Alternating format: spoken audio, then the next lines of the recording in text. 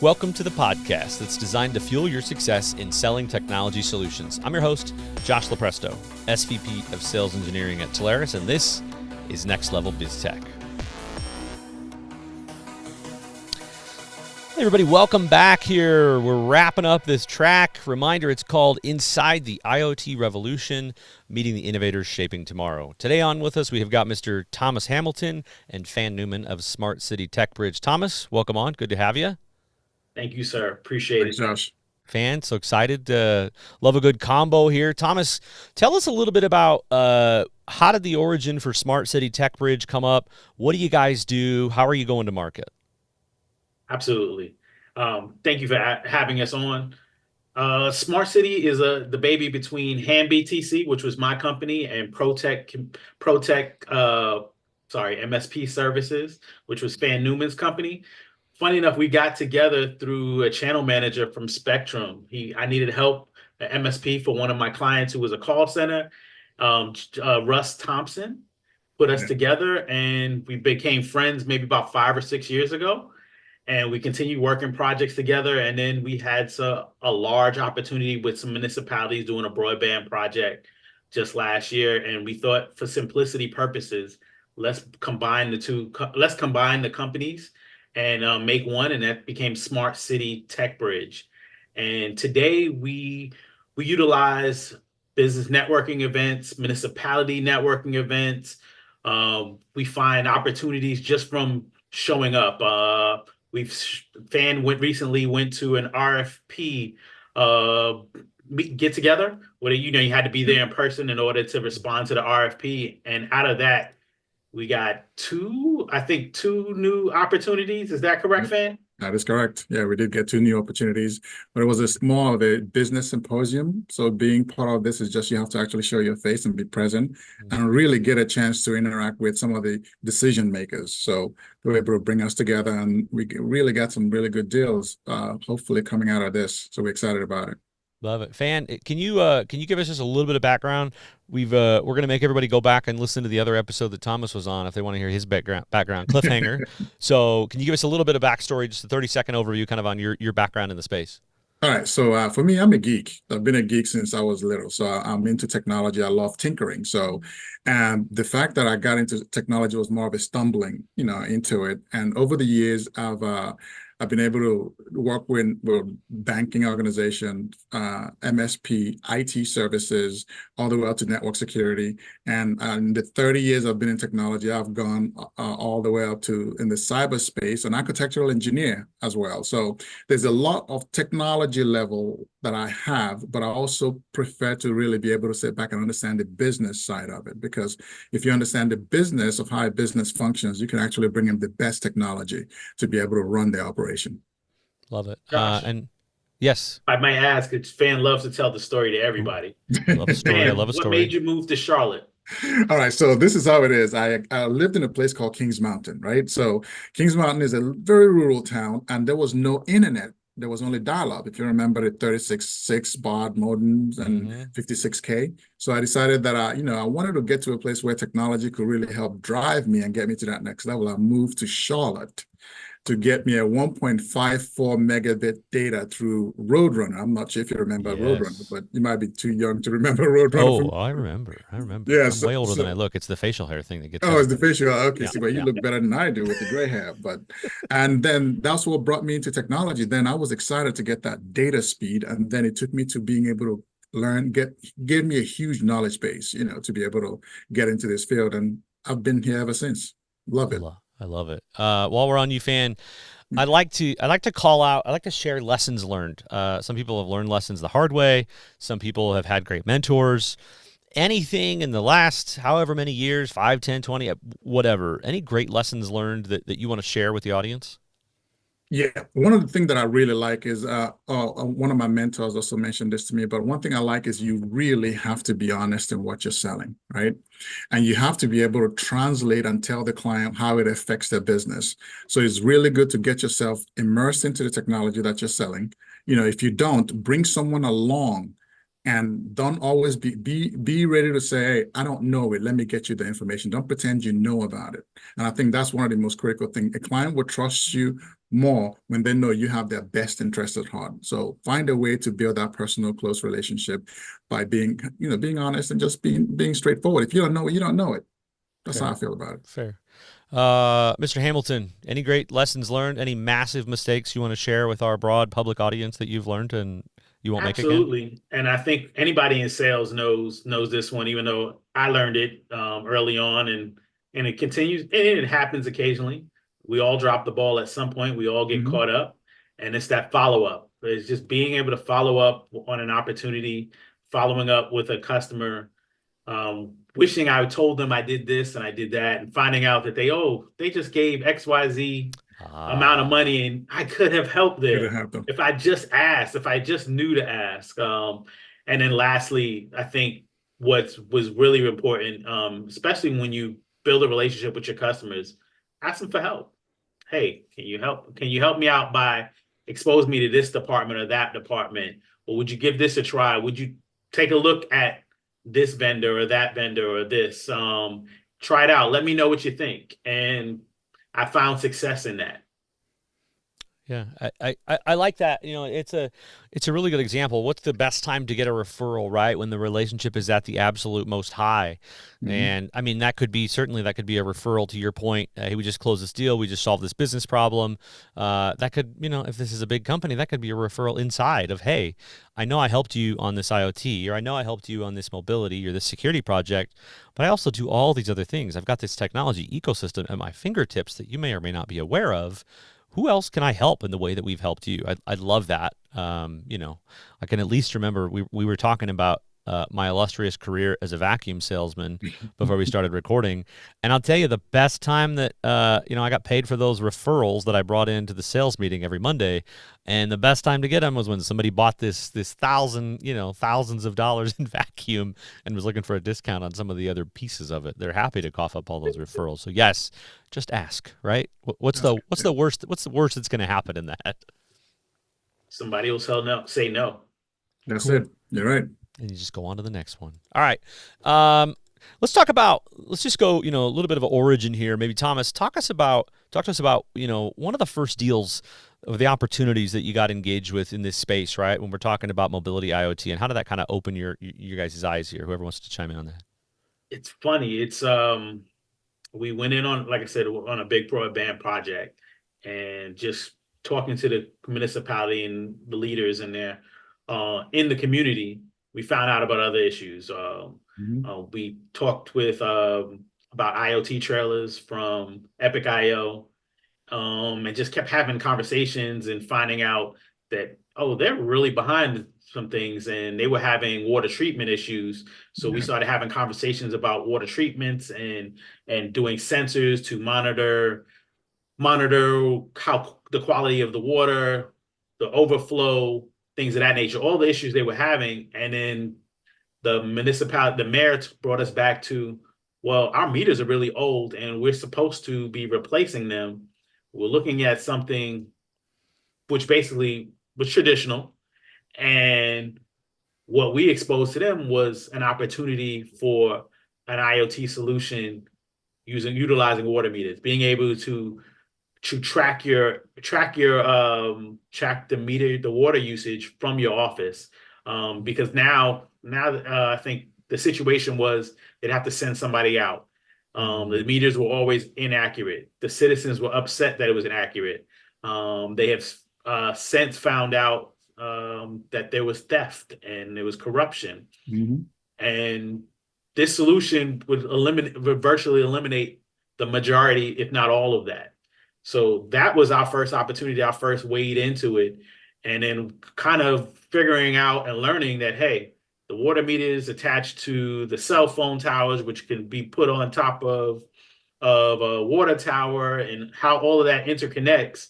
Okay, so now we're talking connectivity, we're talking cybersecurity, and we're talking uh, imp- increased productivity for the workers who don't have to go Yep. around to the whole community and read the meters. And in addition to that, allowing for easier process for the office staff. I said a lot, but a lot happened from one solution. Oh yeah. So it's a good example. Phan, any other opportunities you want to chime in on? Kind of some of the earlier things of where your eyes were really opened up to go, holy cow, people Yeah, need help yeah, here. yeah, yeah, absolutely. Yeah, we had one not too long ago about like asset tracking. We had a company that came to us and said, "Hey, we really didn't come to us. It was more like we were working on another project, and then he was bringing up all these things because he rents a lot of wheelchair and beds and things like that to a lot of hospitals. But oftentimes they'll have to go around the hospital and try to find where those devices are or where they are. If a wheelchair is missing, there's no way of being able to track it and find out where it's at. Or they'll just, the time that it took to just go back and forth and have a user or a person go look for it was creating a lot of expense, of course, hours. So we looked at tagging all these wheelchairs so that when it uses Bluetooth low frequency to be able to track some of these devices or some of the wheelchair, the bed itself, we can say, oh, we have bed number A, 21 is located on this floor, right? And they can go directly and grab it and bring it up to another patient that needed it. That one was a big push for them to really get to understand that you can't utilize IoT to do this work and not have to focus on hiring more and more people. So for him, he was able to reduce the amount of staff that he had, but at the same time, he was able to track things and also track the wheelchairs that are going to maintenance. So he did help him in that area as well. So then I suppose that's probably a really great, I call that kind of a buying question, right? Where somebody's going, hey, can you do this? Can you help me with this? Because Yes. clearly you've been an impact and you've solved something difficult for them and they're coming back to you going, hey, what else? And I do feel like that is the inevitable, and we were just talking about that a second ago. That's the inevitable, utopia is when all of the customers know all the things that we can really help them with. And then when they learn it, it changes, and we add more to it, but Yeah. Yeah. it's a good example. Absolutely. And Josh, it was, they'll start coming to you and asking you other questions. Hey, what else can you do? Yeah. absolutely. Thomas, any other thoughts on that, or any other examples before we go to kind of trends and things like that? Yes, I was just going to add on to what Phan said. The other thought was there was also an issue with theft, so they have to Yeah. replace that equipment. Now being able to track, oh, it's on 221 3rd Street. That's where our Yeah. missing wheelchair is. Yeah, that's It's true. sitting out there, or the beds. I found out from that opportunity that hospital beds go missing as well, Yeah. and there's a black market for it. So Wait, really? Yes. yes, We're always about helping partners uncover new tips and strategies and sales tactics. Black market for hospital beds goes down as a new one for me. But listen, we're trying to find ROI in these opportunities wherever we can. So I suppose that's fair. I don't know the cost on a hospital bed, but I can't imagine it isn't cheap. So, I don't recall, but it did come up in conversation. oh yeah, I Yeah, mean, you look at especially what some of those things are equipped with now. They're plugging in. There's all kinds of motors and sensors and yeah. connectivity going to the bed itself. So I mean, whether it's the business case applies, I suppose, to anyone, whether it's a hospital bed, a CPAP machine, a ventilator. None of that's cheap. I suppose if we get this Absolutely right, not. you find that ROI in one or two pieces of equipment. If they leave per year, Hmm. great. What if I could not only alleviate that, but also this whole thing pays for itself? I just found the money for you. You're a hero. Absolutely. Beautiful. Thanks. Beautiful, Jinx. Oh, I love it. All right, we're dialed in. Okay, let's talk about some trends here. I mean, are we seeing Thomas? Maybe kick us off with is it about the sensors to manage, analog to digital to kind of manage and track where things are? Is there, talk to me about trends and verticals. Let's kick that off a little bit. What are you seeing? Wow, I think the verticals are exposing themselves. Just that in the conversations that Fan and I are having with the IoT vendors, and then kind of solutions that we have from existing customers or existing companies that we work with or verticals we work with. Hospitality, we were just talking about Mhm. the panic buttons, and then now we have solution providers who can reduce the water consumption. And in a hotel, you can imagine that the water consumption is high. So be able to save money on that, uh, that number can be extremely high. And again, we're talking back on ROI, just safety and fire, smoke detection, perimeter I actually just had a conversation last month. We were on with our construction team, and somebody who was representing the municipality, and he's like, "Oh, I got a property. It's like 40 acres, and I can't be out there all the time. I don't live out there, but I want to know if people are on my property, on my land, so the sensors can tell them when somebody's entered the perimeter, and you tag that onto a camera, then you can catch on who's coming on the property, and he Yeah. can send the authorities out. I think there's so much that the possibilities are endless. Fan, you want to add to it? Yeah. I mean, it's not just in that side of it, but like we looked at the construction, right? On the construction team, just being able to get an IoT camera system that will sit there and monitor what's going on, because you can't be at a construction site 24/7. So oftentimes we see a lot of theft that are happening, vandalism, and also missing equipment, right, that are happening on a regular basis. So I think, was it Epic IO, we were working with, and being able to put a trailer out there to continuously monitor, put a perimeter. If someone comes in, they know that someone is having approached the area of the construction. But at the same time, being able to track little devices, like if someone has a $100,000 scanning equipment, to be able to, determine ground saturation or whatever it is, you want to be able to know that, hey, I can see it's tracked here. So these are some of the things where IoT really benefits. But not only that, it also helps them to be able to look at the insurance factor of it. People never actually think about this. Every construction you're building, you have to have insurance, right? But if you can prove that you have really good security to be able to track your devices, keep things going, if something happens, you will be able to pull up information and run it. Then your insurance, being able to, the insurance for that site goes down significantly.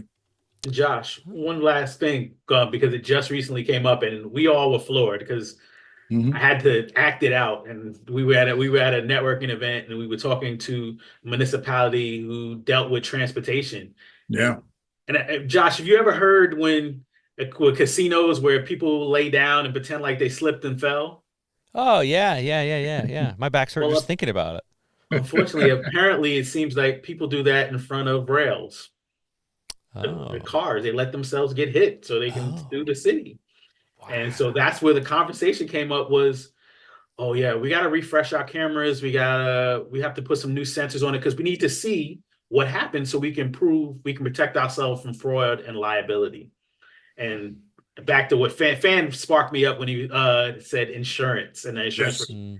If you can decrease how many claims that come against your insurance with a simple technology solution, sky's the limit Yeah. for Yeah, I love opportunity. I love your angle on this. It's such a different strategy, right? I mean, these advanced solutions require just such a different type of talk track. I love being nerdy. I love getting into the Yeah. weeds. We love flexing that knowledge. Yeah. But I think what you just find is, you said earlier, Fan, it just comes back to what's the business problem we're trying to solve. And, Yeah. we sometimes think that, well, surely everybody's going to know these 400 options that are in our head and the 75 OEMs that each of those 400 Oh, options yeah. has. Yes. And then the customers are going, I just need to make sure people don't come into my perimeter. How do I do that? I Googled and I'm not really sure who's the best at it. Can you help me with that? And you're going, oh my gosh, absolutely. You've been struggling with this for how long? We could save you a ton of money, headache, all of those things. And then I think what naturally comes next is, have you thought about this? Have you thought Yeah. about this? Have you thought Yeah. about this? And there's so much tech out there. I love that conversation because you guys know this space really well. You know Yeah. how to translate this business problem into a solve. And Yeah. one Yeah. Absolutely. opportunity brings us into the door, and then that own opportunity, that one conversation brings you to many conversations. Yeah, it goes back to one of the things I was saying before is they have to trust you, right? You have to be honest with whoever you're dealing with, because oftentimes when they feel good that you are for them, they will start going to you for almost everything. So, Yeah. hey, do you know about this? Do you know about this? What do I do about this? Yeah, I'll never forget. I think you mentioned the honesty component earlier. I'll never forget. Maybe this is just the big E in me for the sales engineer part, but we had a customer that wanted to buy two massive projects at the Mm, same time. They wanted to rip out and rebuild the network, and they wanted to implement a massive UC and contact center project, and everybody was in the mm, same building. And we sat there and looked at them and said, look, I would love to cash this check for what this would, represent for us. Yes. But if we try to do both of these at the exact same time, you're going to never want to work with us again. My suggestion is don't buy this second thing yet. Let's rebuild the network. Let's get rid of the hub and spoke. Let's decouple Yep. the MPLS. Let's let each branch stand alone. Let's get, visibility and all those things to make sure that we've got a performant layer and the applications are happy. And we can layer on whatever we want, right? Yeah. And I think when you come at it with that frame of mind, the customers are just so used to everybody going, I need you to buy this today, end of quarter, Yes. end of quarter, end of month. Come on. Like, it's a good time. It's a good deal. So, Yep. yeah, it's a good. We don't live that way. Yeah. No. Longevity is key, Yes. right? Okay. Let's talk about, let's do some myth busting here. So, this all sounds rosy and great. I'm ready to sign up. I'm ready to buy. Salespeople were the easiest sold, right? Graham Scott, when he talks about this talk track a little bit, has some great data and analytics around how many high percentage of customer implementations trying to do these things themselves, and how some of those fail, right? Because there's so many different components of it, right? So obviously driving in need to have conversations like this. But Thomas, talk to me about any great misconceptions out there around these, maybe what you're seeing customers already assume, good or bad, and kind of how we talk through that. I think the thing I hear the most and initially is when you say IoT, it is loss of jobs. And I think that's a common misconception. I do agree that there will be some jobs lost, but there will be some new jobs gained. And for some folks, there will be increased productivity. They can take on additional activities.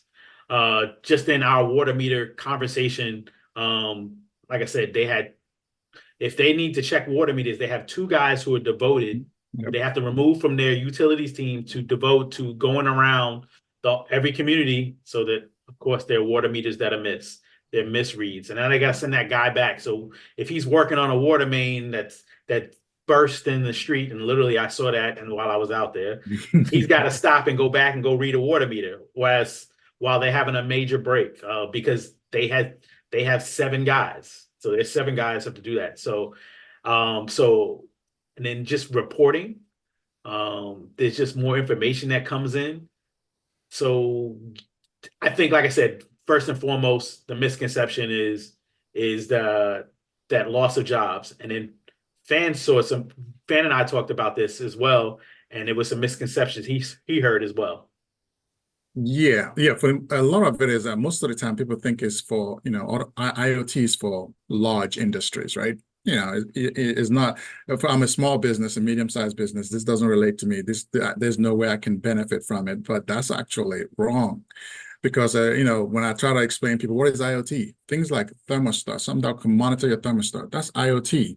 Being able to tell your fridge or your ice maker that, hey, the temperature is low, right? And it could create other issues. That's an IoT device. So when you actually get a chance to educate small businesses, restaurants, you tell them, just having a camera that can just monitor a perimeter, right?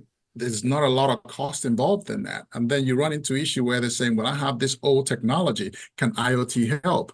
There are ways that you can utilize some of the older technology to connect with the newer technology that you can adapt it to be able to work together. So, but it's all about really getting a chance to educate that, that client, but, make them aware, you don't have to be a big organization to do it.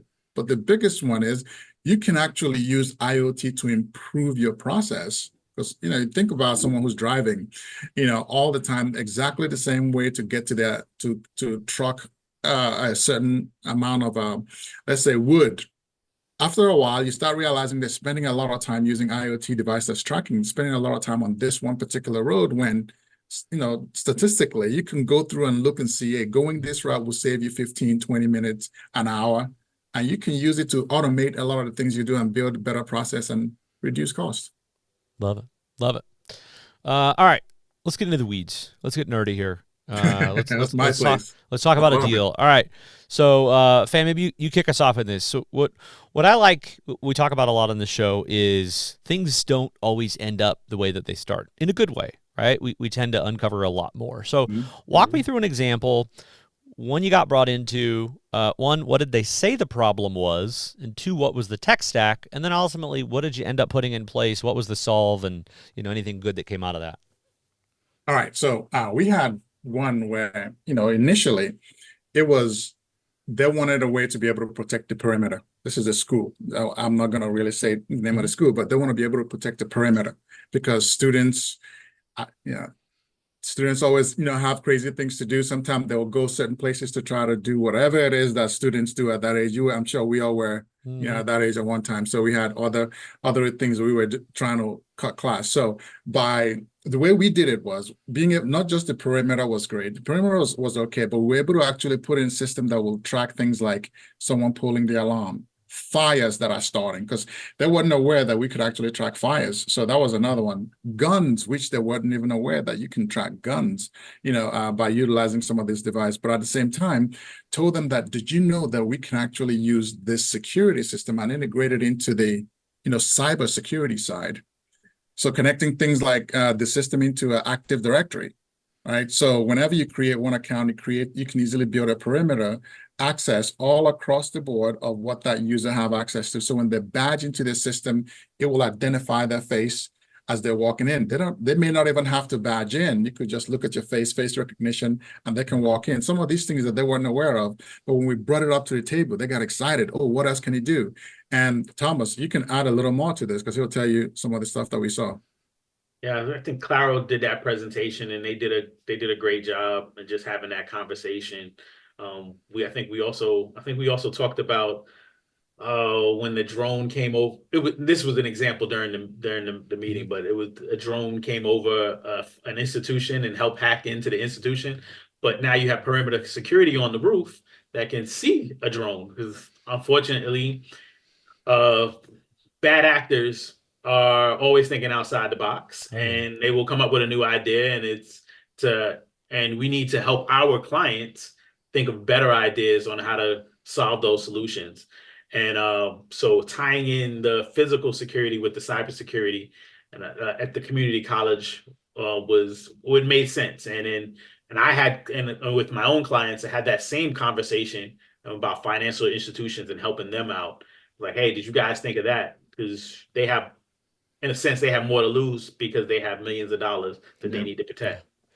Yeah, it's a good example. I think the thing that we forget sometimes is the volume of conversations that we all have collectively, and how much, I was thinking about this the other day. I've gone, man, if I was a CIO right now, that is really hard, because you're continually asked to do more with less. You've got tech thrown at you left and right, and how in the world would I understand all of this stuff if I was in that person's shoes, right? And look, some of your background is important in that, but you're just a victim of recency bias at some point. And so how do you pay attention to all those things? So I love hearing about that. There was another great stat I heard too. Statistically, bad actors, bad guys from a hacking perspective understand Western culture, and so most of those breaches and most of those attacks happen not between the hours of 8 a.m. and 5 p.m. Western Standard or Mountain Standard Time. They happen, after hours when they know there are less people watching things or less people maintaining things. So great talk track there, great discovery. Love to hear some of those things that you guys are pointing out. Awesome. Okay, let's as we get to the final couple of thoughts here, Thomas, walk us through. If I'm a partner and I'm listening to this, maybe I've sold CX before, maybe I've sold cloud infrastructure, and I haven't had these conversations yet. Whatever you think the best strategy to approach that, the best power questions are to approach that. Let you go first there to talk to the customers. So I think you start out by asking the customer. If you already established a relationship with them, you should be able to ask general questions to them if whatever project you did was successful. So I would take, what vertical are they in? Are they a financial vertical? Then, they might have a physical security issue. Might want, I guess especially if you did like their network, they need to keep their network room cool. So that's an IoT sensor there. If you do restaurants, that's HVAC, that's ovens, That's also the walk-in freezer. They need to keep that at a certain temperature. Construction, as Phan has said, security trailers, asset tracking. So it all depends on what the vertical is. And then you can ask questions. If you do a little bit of homework, see what others have sold in that area. Check out some of the vendors that we have. They have their solutions right smack dab front page of the website. I can think of about 3 or 4 different vendors that say exactly where they can help. And you just take that. Or what I've also done, since I have relationships with property managers and real estate companies as well. Say, hey, do you have a vertical asset list or a PDF for that vertical? And I can go run it down, and then I can start asking my customer casual questions. Hey, do you ever run into this? You ever find that to be an issue? They say yes, no, maybe, or they go into and they let it all out and say, yeah, Love it when they throw you up. asked it. I love it. Yep. And I'm like, okay, that's maybe something we can help with. And then, I think in that respect, especially if you've never sold it before, and even though I've started selling it and I have a better track with it, I still will fall back on one of the engineers. Jason Kaufman is my go-to at Talaris when it comes to IoT, and take it from there. It's like, hey, let me get you on the phone with Jason. Jason points us to the right vendor. Whether that, I'll let Josh name the names. That's his job. But, Well, I mean, sometimes we know. Sometimes we get a little bit of information and we can quickly make that. And other times it's let's get on a call, right? Love the Jason Kaufman shout out. I mean, that's where we spend a majority of our time from an engineering perspective, is helping partners do discovery calls and just then let it all come out. Let's find out what everybody's really trying to do. So no, we appreciate you bringing us in. Kaufman will love the shout out for sure. Phan, any power questions from your perspective, your view, how you uncover some of these? Anything different? Yeah, I think, for me, a lot of it is just, making sure that, you understand different verticals of businesses, right?